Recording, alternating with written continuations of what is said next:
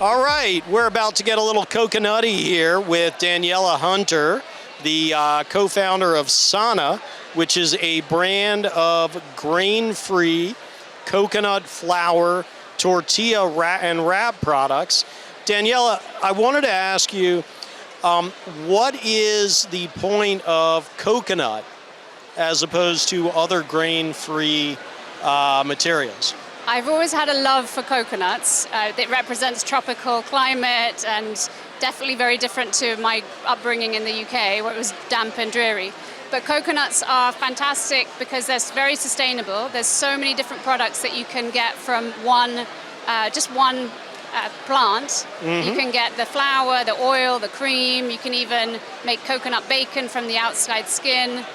You can use the coir for mulch. And so it's not only sustainable, but it's great for digestion. Where are you sourcing your coconuts now, and why is that important? So we currently source our coconuts from Asia, which is the global dominant supply of coconuts. However, we're also working with farmers in Mexico to try to be able to move some of that supply chain over just below the border and get it trucked across, and eliminate some of the supply issues that everybody's seeing at the moment. So now we're here witnessing sort of the birth of a new brand in Sana, because you were previously Real Coconut. And that was previously a... It is a restaurant, so it actually started at a restaurant in Tulum, Mexico. And I know you were just down the road from there, but you didn't manage to get to come and see it. But at some point, if you get to come to Mexico, or even we have a location in Malibu now, due to popular demand and people loving the products that we were making, and the tortilla was actually born from that. The recipe came before I even opened the restaurant. And then various other things like coconut cheese and quesadillas and burritos are all from that Malibu and Tulum location. And so when we started the CPG brand, it was obviously that we were going to name it Real Coconut. But as we've been branching out and wanting to introduce other products made, for example, from plantain or from jackfruit, breadfruit, we wanted to be able to stretch beyond the name coconut. So we changed to Sana. Now, the brand is in about 3,000 doors now? It's, I think, almost 5,000 now, yeah. Wow. So what did you just bring on to get it up to that level? So we just launched burritos. So first grain-free burrito on the market is plant-based, paleo-friendly.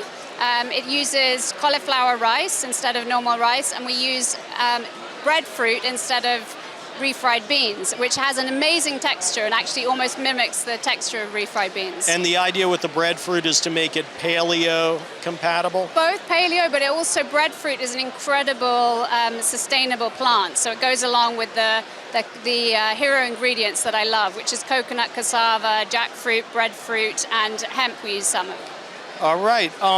Now, you're bringing in coconuts from Vietnam, and I'm wondering, are supply chain issues hitting you guys where it hurts as well? It definitely adds to the timing, and I'm sure is affecting the cost, or there's definitely variability around the cost now. That's why we really want to focus on supporting the Mexican producers of these products and to be able to get it at competitive pricing, so that our neighbors across the border, which is obviously where I live, can be able to supply into the US and eliminate a lot of that supply chain issue.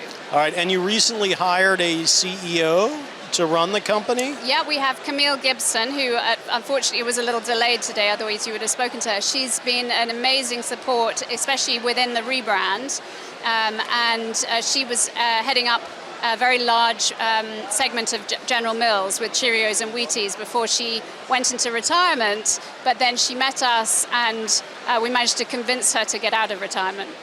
Daniella, can you talk a little bit about how food service is playing into your expansion strategy? Definitely, yeah. Food service is really interesting for us because we were able to develop a 12-inch burrito-size wrap. And we were able to use that in our restaurant in Malibu and actually put it into practice. And it's been so successful there that brands like Tortillas have taken it as their gluten-free option. We use it as our only option in the restaurant, but other brands are able to put it out into the market as their gluten-free option. The numbers have been a lot higher than we thought, and now with our little street taco size, which was also something that we've been R&Ding for a while, we've now got a great set to be able to put out to food service. Daniella, thank you so much for spending time with us. We'll be continuing to cover Expo West for NOSH for the rest of the show. Thanks for joining us. I'm Jeff Klineman, Editor-in-Chief of BevNET.